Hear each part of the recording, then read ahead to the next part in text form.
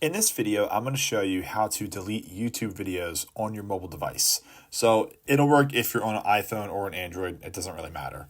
So what you can do is go to your YouTube Studio, and I have an account here that I haven't used for a couple years. So what you want to do is go over to your content. Now there's a couple options you can do here. So I'm just going to filter through and go to the videos. So a real easy way to do this is to choose a video that you want to delete. I'm just going to scroll through here and just kind of pick one here. And every video has these three little dots on the right hand side. So what you can do, here, let's just pick something different here.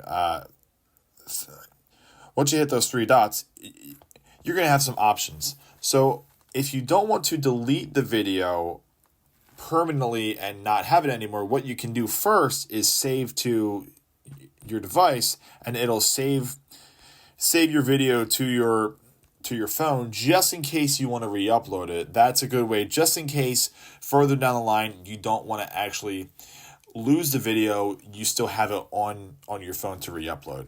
What you can also do is go and click the same three dots, and you can go to edit. And from this point, what you can do is actually change the visibility over to private, so that way it doesn't show up on your videos, but you didn't delete it.